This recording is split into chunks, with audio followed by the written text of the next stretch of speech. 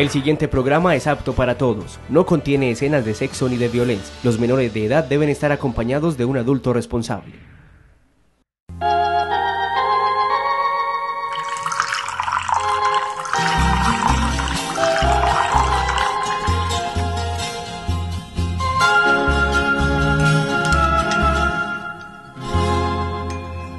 No hubo cielo es una historia sutil, fragmentada en relatos poéticos y evocadores que llevan al lector a adentrarse en la vida oculta y misteriosa de los conventos de clausura.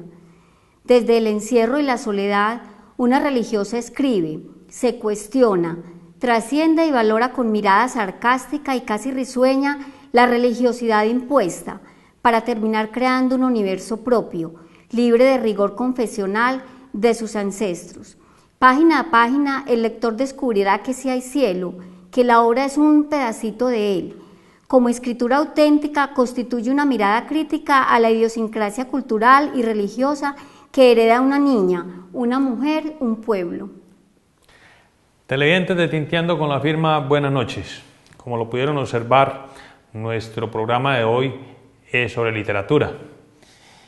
Muchos conocen a personajes como los médicos, que son cantantes, Pacho Maturana, que es odontólogo, ¿sí? Pues tenemos hoy a la doctora Gloria María Posada, que es odontóloga de nuestro Hospital San Rafael, pero le vamos a conocer hoy una faceta y es la de escritora. Doctora Gloria María, buenas noches y bienvenida a Tinteando con la Firma. Carlos, buenas noches a todos. Bueno, ¿cómo es eso de que una odontóloga está escribiendo? ¿Cómo es esa historia, esa faceta? Bueno, el arte es muy rico porque le permite a uno ser libre, ahí no tienes tú quien te mande ni quien te diga. Entonces yo creo que todos tenemos esa cosita artística por dentro y cuando se tiene la oportunidad de dejarla salir y de que florezca, es maravilloso. Yo trabajaba como odontóloga. Pero antes, doctora, perdón, recordémosle a los televidentes de dónde es usted, porque muchos no saben que usted es andina. Bueno, yo soy Gloria María Posada, nací en Andes, soy hermana, de pronto conocen a Rodrigo Posada, que era el dueño de la joyería real, yo soy de esa familia, de esos Posadas. Desde niña estaba radicada en Medellín.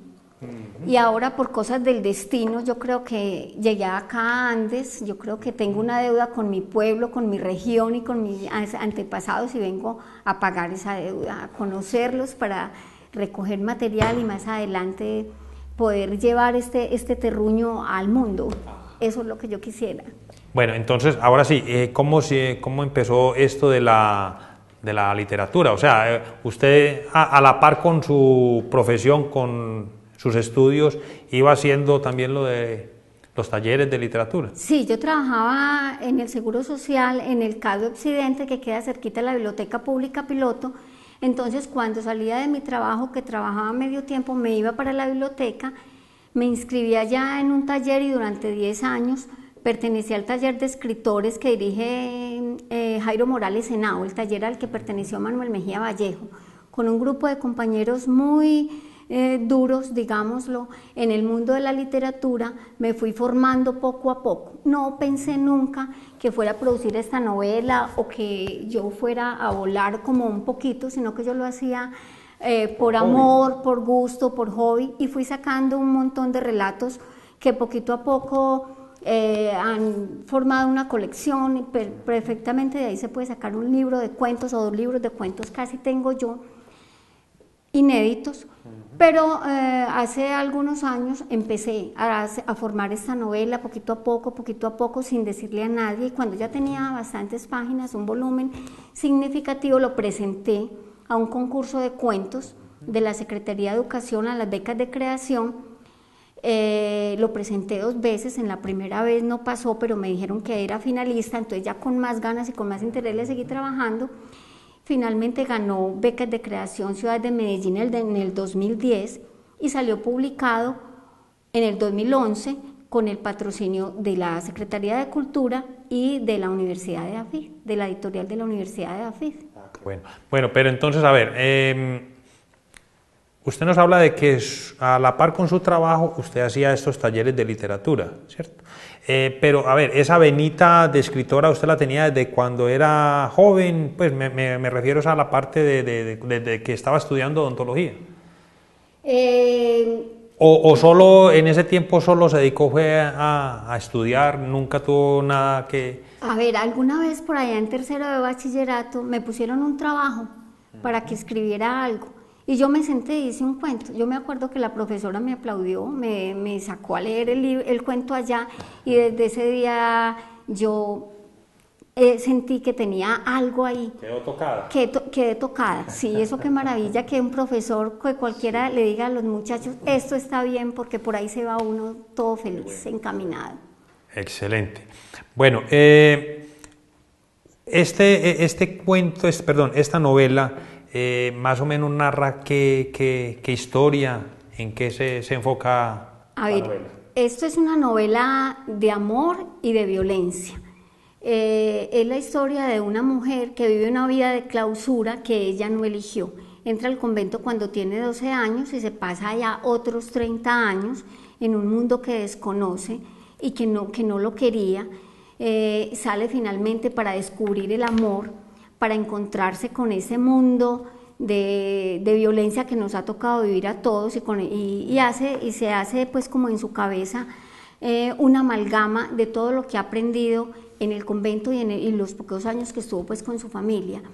Es muy interesante, o la parte pues que me parece a mí más interesante es que la novela no es simplemente una anécdota, sino que cuenta todo este mundo de violencia que vivimos, el Bogotazo, el inicio de la guerrilla en Colombia, el inicio del paramilitarismo, todo ese mundo es al que ella se está enfrentando cuando sale de allí. Fuera de cámaras hablábamos de un realismo mágico, como lo que se está tocando ahora con lo de la muerte de García Márquez y 100 años de soledad. Claro, es que nuestra religión católica tiene todos esos cuentos de los que nos habla Gabriel García Márquez. Cuando Remedios la Bella sube al cielo, yo pensaba, por ejemplo, en la Virgen María que subió al cielo en cuerpo y alma, ¿cierto? Entonces, nuestro mundo en realidad ese realismo mágico en realidad es muy nuestro, es muy de todos los días. Y cuando esta religiosa de mi novela trae las historias de todos los santos en los que ella cree, inevitablemente tiene que haber ese realismo mágico ahí en esas historias. Excelente. Bueno, ¿se puede saber más o menos en qué parte se desarrolló esta novela? La obra se desarrolla en un lugar que no existe en el territorio colombiano, que se llama Pacuayán, que lo inventé pues yo como escritora, pero yo me basé en un lugar que quiero mucho, que es Andes y Jardín. Cuando yo digo que soy de Andes, yo vengo a descubrir a Andes prácticamente a esta edad, porque yo venía a Andes mucho, pero no pasaba de la pradera. Yo pasaba, pero para Jardín, porque allá tengo una tía y unas primas que viven allá, entonces yo conocí toda esa belleza de la región del suroeste, muy en Jardín. Claro. Cuando empecé a escribir la historia, yo dije, yo quiero que se ubique en ese territorio del suroeste antioqueño, y como lo que más conocía era Jardín, entonces muchos de los lugares de Jardín, el Puente Pisano, algunos lugares están mencionados ahí, y yo me los robo y los pongo en Pacuayán, para poder meter también otros lugares de Andes o de Bolívar, los cerros del Citará y otro montón de cosas. Excelente. Bueno, ¿qué otro tipo de proyectos literarios tiene usted en su mente? Bueno, yo tengo un libro de cuentos que están narrados desde la voz de una niña.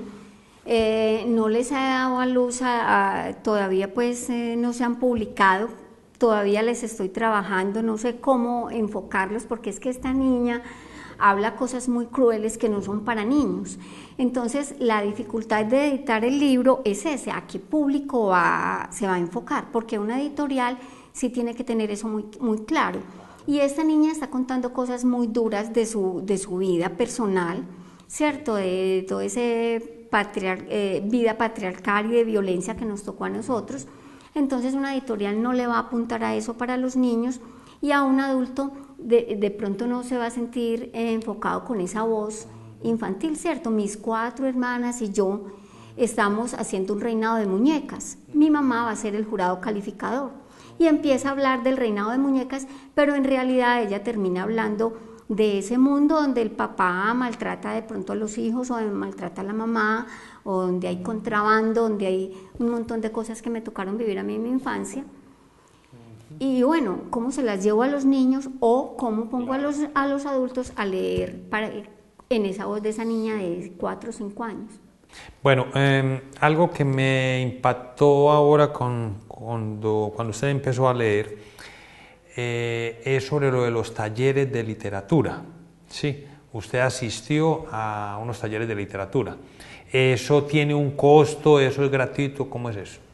Bueno, en Medellín tenemos ese taller de literatura que es el que dirigía antes Manuel Mejía Vallejo, ahora está en la biblioteca, siempre ha estado en la Biblioteca Pública Piloto, ahora lo dirige Jairo Morales Henao. Es un taller excelente, se lo recomiendo pues a todos los que puedan ir a ese taller los miércoles por la tarde, pero en realidad uno se forma como escritor leyendo mucho y escribiendo. Lo que pasa es que cuando uno se encuentra con un grupo de personas que hacen lo mismo que uno, entonces se va desarrollando una pasión enorme por lo que está haciendo y una dicha, porque es que yo leer una cosa maravillosa y no tener con quién compartirlo y no tener a quien decirle, mira lo que me encontré, esta alhaja, esta joya, eso es muy triste. Yo creo que en Andes tenemos la posibilidad de formar un taller de escritores porque tenemos gente muy capacitada. Está por ejemplo el profesor Gustavo Zapata.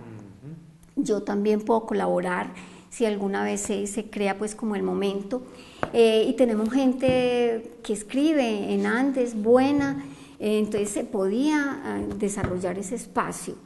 Lo importante es darle al asunto mucho tiempo, porque nada madura de un día para otro. Entonces eso es sembrar la semillita y empezar a regar el árbol hasta que lo veamos, pues hasta que veamos el árbol. Bueno, a ver, a raíz de la muerte de Gabriel García Márquez, uno ve ya otros escritores ya muy viejos, como hablábamos ahora fuera de cámaras, a Mario Vargas Llosa, bueno, y así por el estilo, cantidad de escritores famosos, ya viejos.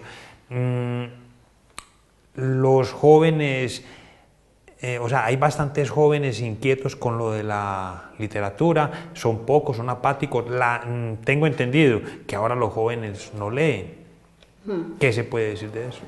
Bueno, yo creo que en estos espacios, como por ejemplo, digamos concretamente en nuestra ciudad, en nuestro pueblo, hay una necesidad muy grande del joven de trabajar, de tener un recurso económico, de hacer una profesión, pero a la vez como hay tanta limitación económica, él está pensando qué hago que produzca, que gane. Claro. Y este camino de la literatura no es precisamente ese camino. Esto es una cosa que se hace por amor, por dicha, y que cuando ya uno no puede hacer otra cosa sino ponerse a escribir porque ya el texto lo tiene aquí y usted no puede quitarse esa esclavitud de encima, entonces se pone a hacerlo.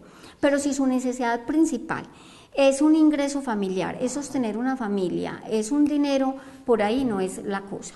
Ahora, hay mucha gente leyendo, hay mucha gente escribiendo, pero es porque la pasión se los ha ganado. Porque el escritor verdaderamente grande renuncia al dinero para poder hacer esto. Yo si hubiera hecho un posgrado en ortodoncia o en otra cosa, yo me estuviera ganando una cantidad de plata que no es la plata que tengo ahora. Yo en un momento determinado tuve que elegir, bueno, voy a estudiar ortodoncia, voy a hacer un posgrado y me voy a conseguir unos pesos, o me voy a dedicar a esto, claro, ¿cierto? Claro. Y eligió, lógico. Y elegí esto. Y Gabriel García Márquez le tocó aguantar, y todos los grandes que han estado en el mundo de la literatura. Son muy poquitos los privilegiados que vienen de un mundo de elegidos que se puedan dedicar a estudiar, o que el papá y la mamá les diga, vea, ¿cierto? Virginia Woolf, que es pues una escritora de mucho renombre, de las grandes, ella decía que necesitamos una habitación propia. Ella tiene un ensayo muy lindo que se llama Una habitación propia, y se refiere a eso, a que un artista tiene que tener un espacio, un lugar, un sustento, algo económico para poderse sentar a hacer su obra y su creación, no solamente en literatura, sino en todos los otros ámbitos. Ese ha sido el paradigma y la gran frustración de muchos artistas que finalmente se tienen que escabullir de su espacio creador para poderse dedicar a una profesión más rentable. Sí. Sí. Y que de hecho muchos artistas empiezan pobres, de pronto sus obras tuvieron mucho éxito, pero solo después de muertos, y murieron pobres, sí. Tremendamente. Grandes escritores han tenido que verse la vida así, ser médicos 8 horas y escritores 2 horas por la noche o 4 horas, o escritores de los domingos, trabajar en revistas. Gabriel García Márquez creo que trabajó de todo, pues en todo lo que había habido y por haber. Le tocó, ¿cierto? Hasta que salió adelante, engañar a sus padres, decirles que como periodista ya se estaba ganando una gran fortuna para que no lo forzaran a seguir esa carrera de derecho que él había empezado. Y bueno, pero el escritor verdaderamente escritor tiene muy claro en la cabeza que su pan de cada día y su gran dicha está ahí, y que no está esperando un salario para poder vivir. Hay otro grupo de escritores que tienen un mecenas o una editorial que los está patrocinando y que está apostando la vida por ellos. Sí, a eso hay una cosa económica ahí que a eso íbamos, hablamos ahora fuera de cámaras, que entonces, a ver, eso es una escritura comercial, ¿sí? Muy diferente a la otra, a los otros escritores, claro, ¿sí? Sí. Que lo hacen es por amor, mientras que estos es para producen dinero, una rentabilidad. Claro, a mí lo que me gusta es el amor por la palabra, el amor por las historias. Eso es lo que ha movido a grandes escritores en el mundo siempre, a todos los grandes escritores en el mundo, pero también tú te puedes poner a producir un libro cada 6 meses o cada 3 meses, y porque tú, si te metes en este cuento, mismo te vas a dar cuenta que es lo que engancha al público y que lo mueve. Tú te puedes poner a escribir cómo rebajar de peso, cómo conseguir dinero en 3 días, cómo encontrar el amor de tu vida y sacar el libro mañana y llenarte de plata, pues, si eso es lo que quieres. Sí. Y eso está ahí, eso es dentro del mundo editorial, digámoslo, están todas esas facetas y todos esos campos están explotados, pero esto es pues otro cuento. Bueno, un escritor se cataloga en bueno o malo dependiendo de la cantidad de libros que saca, o cómo es esa parte, o eso no hay un rango pues que lo certifique que es escritor o no. No, para nada. Hay grandes escritores, muy grandes, que solamente han sacado un libro y ese libro los ha llevado a la fama, ¿cierto? Sí.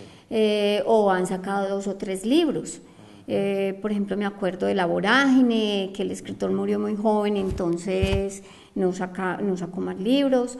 O por ejemplo, me acuerdo de Pedro Páramo, que llevó al escritor a la fama, y los otros libros que tiene son como de fotografía o desertaron muy rápido de ese mundo, ¿cierto?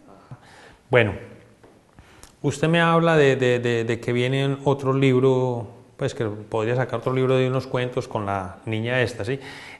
¿Ha pensado incursionar en otras temáticas? Yo estoy escribiendo una novela, pero voy pues como muy despacio. Voy muy despacio. Yo en realidad haciendo esta novela me demoré más de 6 años. Yo no me gasto mucho afán, porque es como te digo, la cosa es sembrar la semillita, echarle agua, y uno mismo tiene que quedar contento con la obra. A mí esta obra personalmente me llena de satisfacción y de dicha, y tengo mucho miedo de sacar otra cosa que quede por debajo de esta o que no la supere. Ese es un miedo muy grande. Entonces estoy trabajándole a una segunda novela. Quisiera que mi otro libro fuera primero esa segunda novela antes de los libros de cuentos. Y ahí vamos con una temática totalmente diferente. Es esa situación de la mujer, de cómo enfrenta ella todas esas dificultades de amores, de pasiones, de separaciones. Yo soy una mujer separada.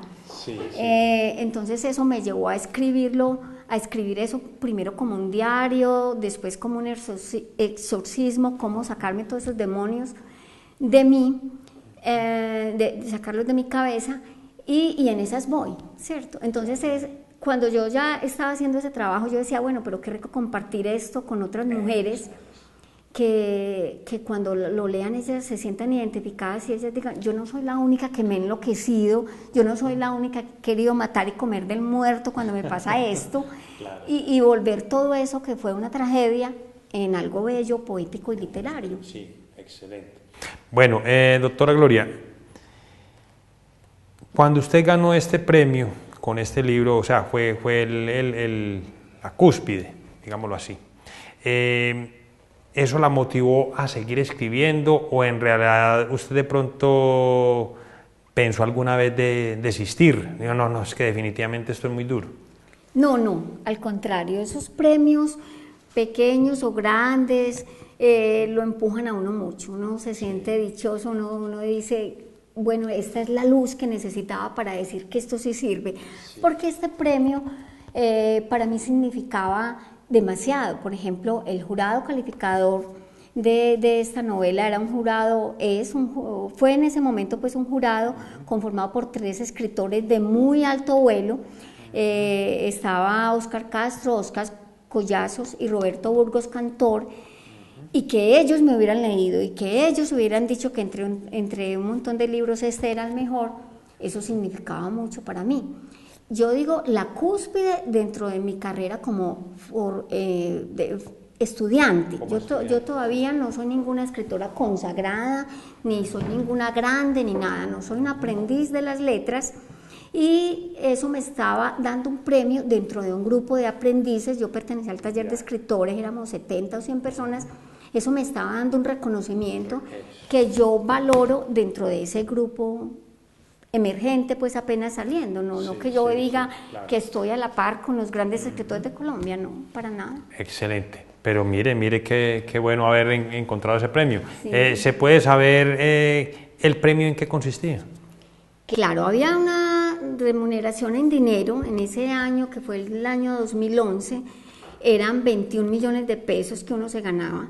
De ahí uno tenía que darle al tutor porque tenía una persona que me revisaba, que me valoraba el trabajo, que fue el escritor Fernando Cruz Cronfi. Había que darle pues una remuneración por su trabajo. Él se encargaba de leer y de decirle a la Secretaría de Cultura Ciudadana, vea, esta señora sí va a responder, si está presentando un trabajo serio y si va a cumplir, porque era una beca de creación, entonces uno lo que presentaba era un proyecto. Si se lo aprobaban, le daban 5 o 6 meses para que se sentara a terminar su trabajo. Entonces con esos 21 millones de pesos tú te tenías que salir del trabajo, sentarte a escribir y pagarle al tutor. Tremendo, ¿cierto?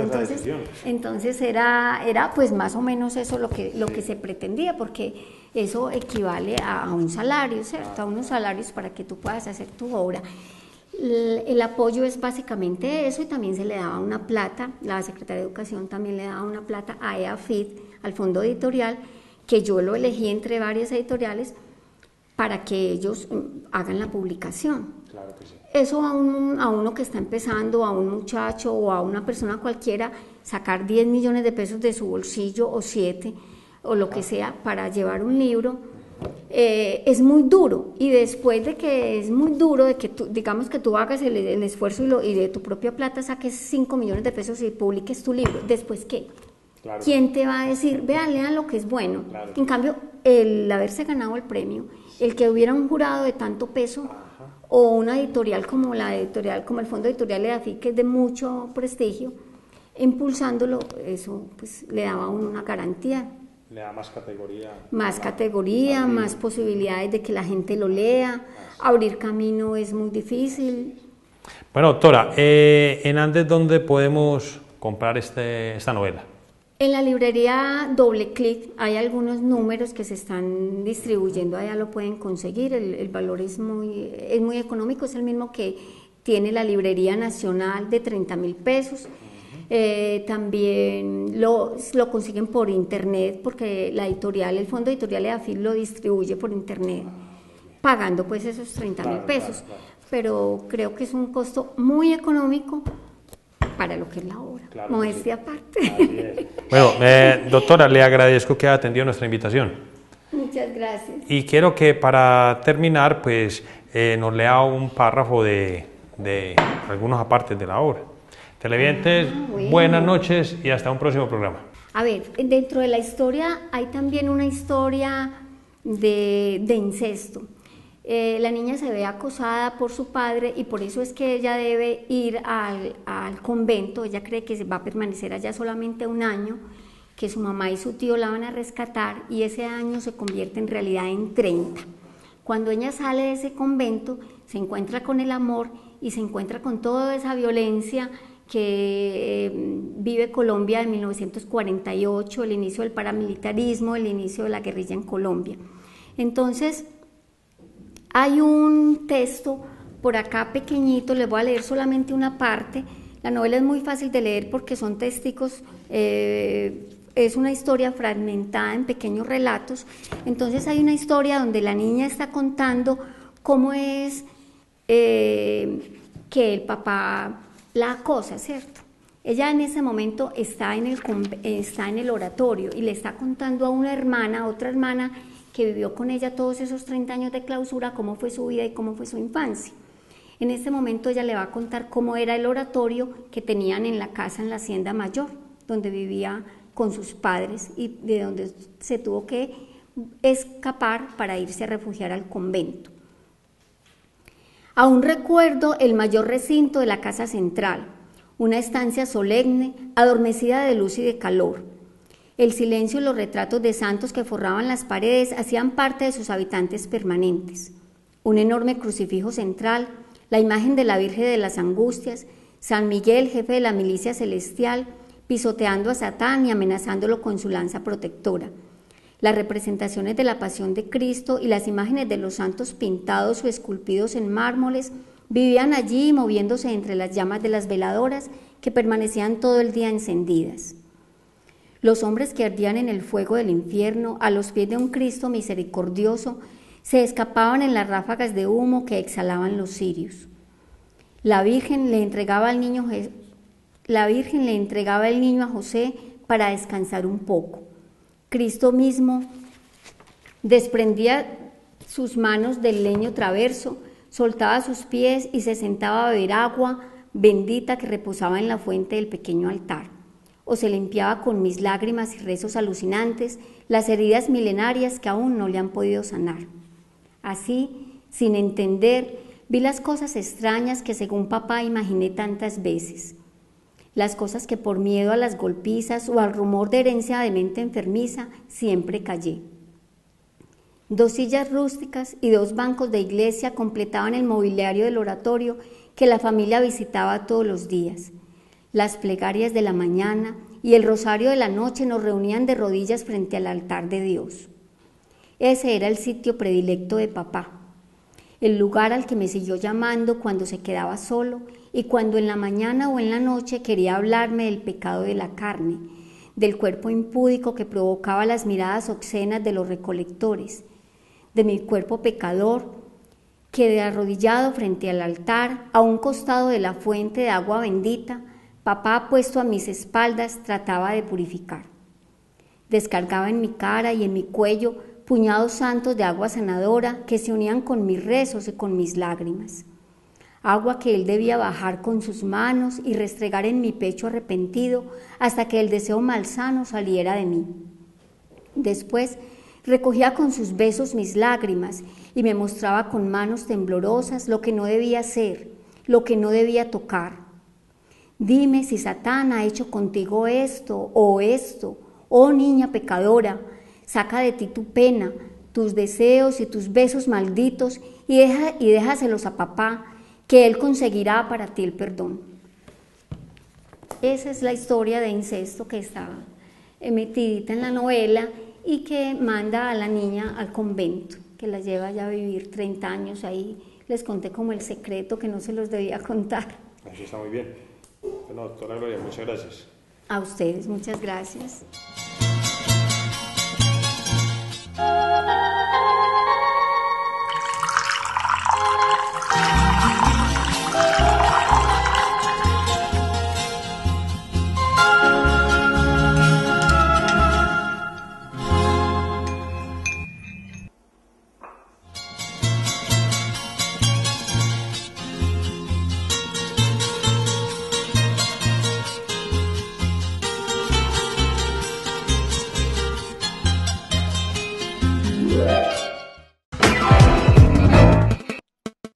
AUPAN, la televisión de los andinos.